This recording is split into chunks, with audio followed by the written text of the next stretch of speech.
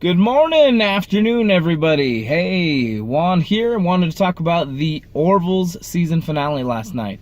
So, from last week's, that was a little bit more story-based going into the season finale. I figured that this season finale would be a lot more action-packed than it was. Going into the first act, Ed is looking for the little microwave thing, but you don't know it's them because they're hooded.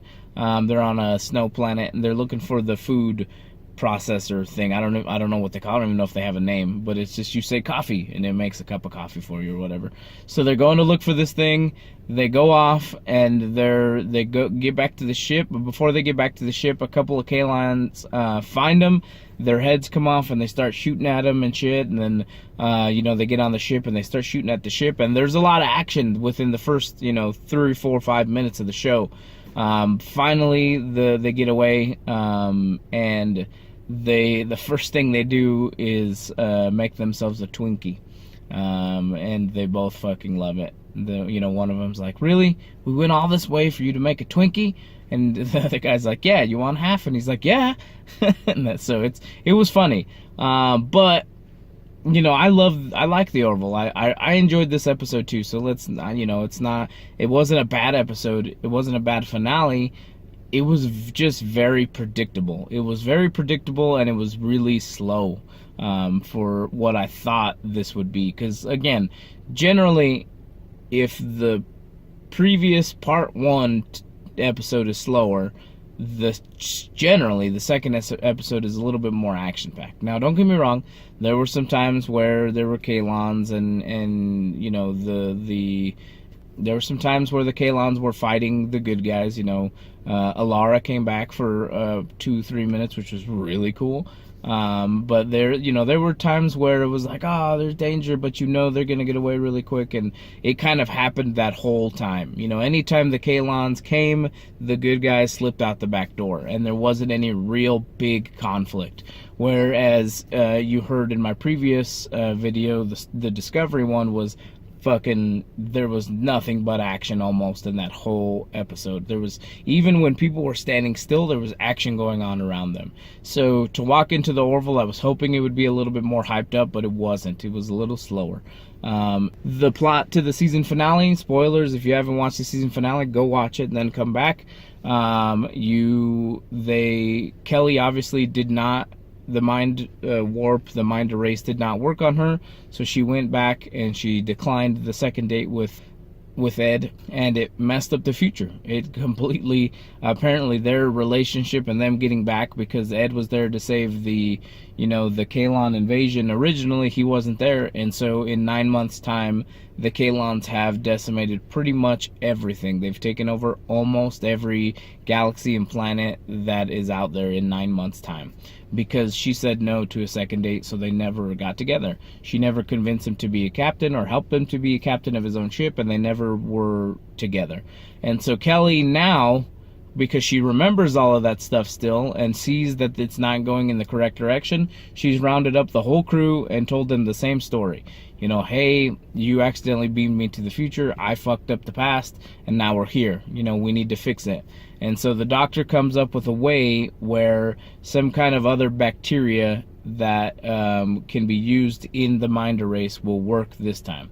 And so they have to go to a rebellion stronghold where Alora happens to be the leader there, and that's how she comes to be for about 3 minutes in the episode. It's really cool. But they get the vitamin or the bacteria from her, and then they leave, and they're in the middle of them. They have to be stationary, so they bring they say that the only way, because originally Isaac was a big part of how they found this ability to transport somebody through time, and so they have to, in this reality, Isaac has gone to the Kalons and has flipped on the humans and the Mocklins, everybody, because that was what he was supposed to do originally, but the doctor and her 2 little kids convinced him otherwise, and then he turned.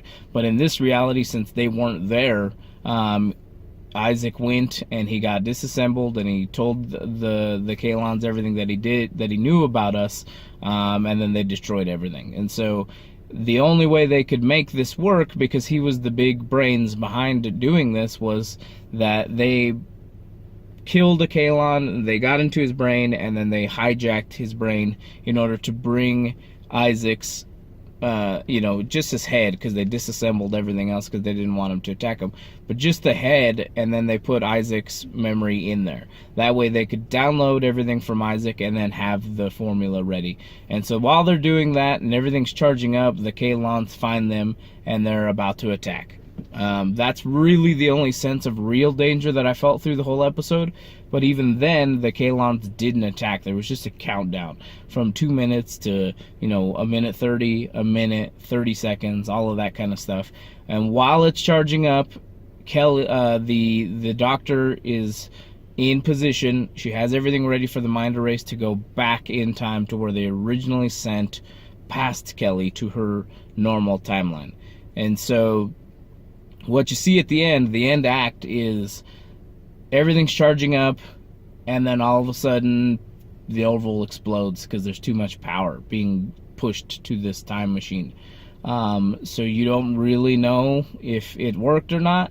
And then it shoots back to the past, where Kelly past Kelly is, and she's getting a cup of coffee, and then she warps out into future Orville of the first timeline.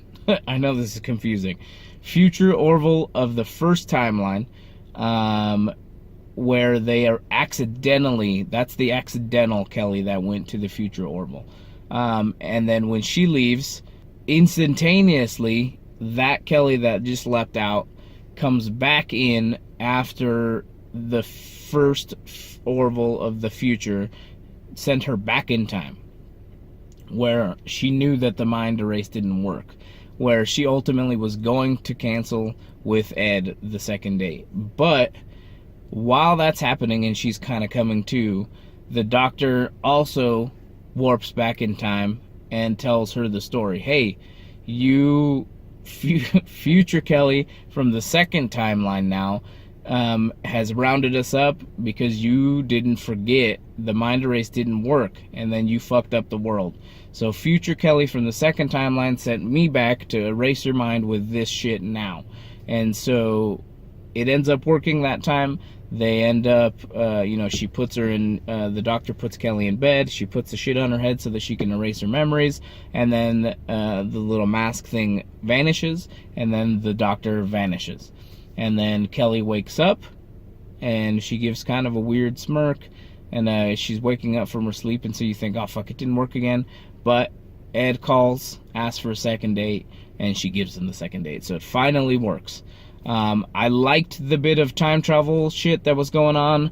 I wish it was a little more. I wish the Kalons would have been attacking while all this was going on. I wish the stakes were a little bit higher, other than, hey, the world went to shit, so we need to find a solution for it. Because we can't, unless you're exploring that shit world, which you did very briefly, I don't understand that there's a lot of bad going on unless you bring the Kalon invasion to the story. And then it's like, holy shit, it's true, they're everywhere. And so I wish there would have been a little bit more excitement, a little bit more, danger to the story. But overall, I'd probably give it a B. I probably am kind of right in the middle of whether I thought it was a good season finale. I thought it was a good episode. I still like the Orville. But I think this finale left a little bit to be desired. But I enjoyed it still, and it was still a fun episode. It's still, I'm hopeful for a third season. We'll see if that happens. I don't know what the ratings look like or any of that kind of stuff. I'll probably go look to see if there has been an announcement at all. But those are my quick thoughts on the season 2 finale of the Orville. Let us know what you think down there. If you have anything different, if you want to say something else, if you want to, you want me to answer a question in a future episode because you thought my thoughts were dumb, I'm okay with that. Otherwise, hit us up at facebook.com/thinkingoutsidethelongbox. Leave us a voicemail at 970-573-6148. You can hit us up on Instagram and Twitter at Outside Longbox. TOTLB.com has everything. It has our shop. It has all the podcasts. Everything, everything that you need to know is right there as well. We like the interaction we've been getting on Facebook lately. It's been really fun. But otherwise, let us know what you think. Tell us if you have some things you want to talk about. I put if you're not a part of our group, the Real Longboxers, I think is what the Facebook group is called. Let us know. We'll put you in. There's a file there that are suggestions that you give us of things to watch, of things to listen to read, all of that kind of stuff, because we talk a lot and there are a lot of shows and songs and comic books thrown at us, but we can't remember it all. So if we put it into one space, that'd be awesome. But otherwise, go have yourself a good day. Go have yourself a good end of the week. Do something fun. Otherwise, I'll see you guys later.